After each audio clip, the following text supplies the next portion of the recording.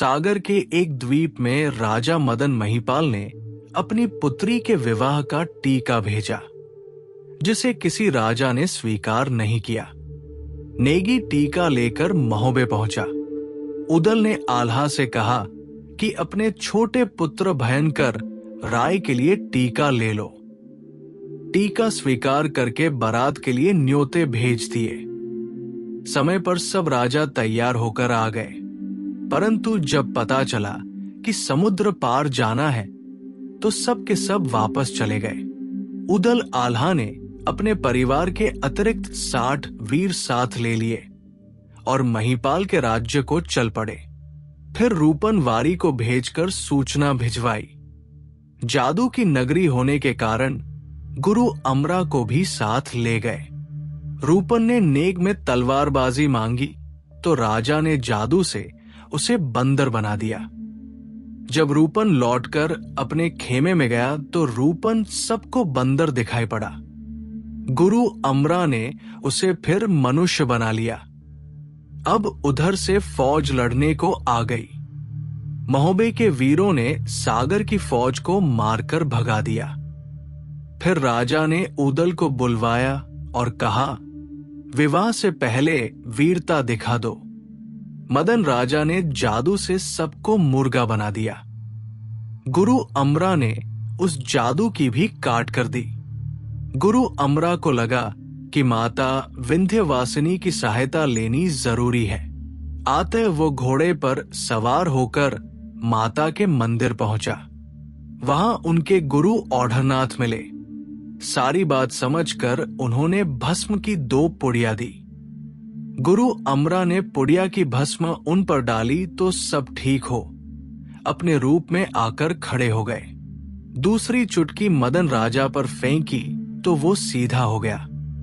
आल्हा ने कहा कि हमने ऐसा जाना होता तो हम जादूगरों का टीका कभी स्वीकार न करते।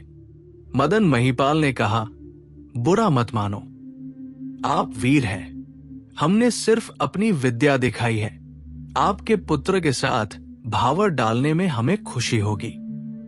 आप गहनों का डिब्बा भेजो, हम बेटी को तैयार करवाते हैं। उदल ने फिर रूपन को भेजकर गहनों का डिब्बा वहां भिजवा दिया। दुल्हन चंपाकली सज सवर कर तैयार हो गई। दूल्हा और दुल्हन की विधिवत भावर डाल दी गई। मदन महिपति ने बारात विदा करते हुए एक विमान भी दिया, जिसे महोबे पहुंचकर वापस भेजना था। विमान सबको लेकर महोबे के लिए उड़ चला। शरारत के बिना कोई कार्य सरलता से हो जाए, ये माहिल को सहन नहीं। माहिल सागर राजा हीरा सिंह के पास पहुंचा। उसने हीरा सिन्हा को समझाया, आल्हा उदल के साथ केवल 60 जवान हैं। इनको घेर कर मार गिराओ, दुल्हन और विमान छीन लो। सब राजाओं पर तुम्हारा रोब जम जाएगा।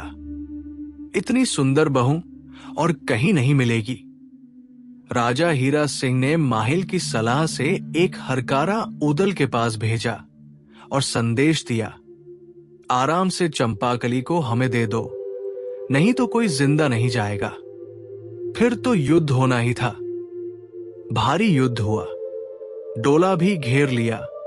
तब डोले में से चंपाकली ने कहा, आप लोग डरे नहीं, अब मैं अपनी विद्या प्रयोग करती हूं। चंपाकली ने जादू मारा तो सारी फौज अचेत हो गई। हीरा सिन्हा भाग गया। जादू का प्रभाव 3 दिन तक रहा, फिर सब ठीक हो गए। आल्हा उदल अपने परिवार तथा डोले के साथ महोबा पहुंच गए। रानी मल्हना ने सबको बुलाकर स्वागत किया और मंगल गीत करवाए।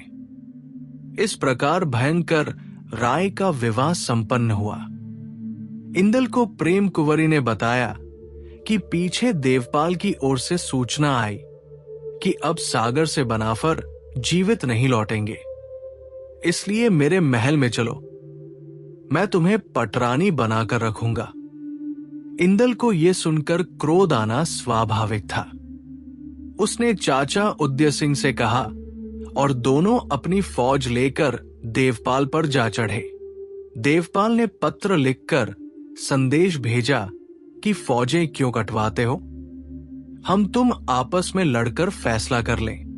दोनों मैदान में आ डटे। 3 घंटे तक द्वंद्व चलता रहा। सबके देखते देखते इंदल ने तलवार का जोरदार वार किया और देवपाल का सिर धड़ से अलग कर दिया। इस प्रकार प्रेम कुंवरी रानी के अपमान का बदला पूरा हुआ।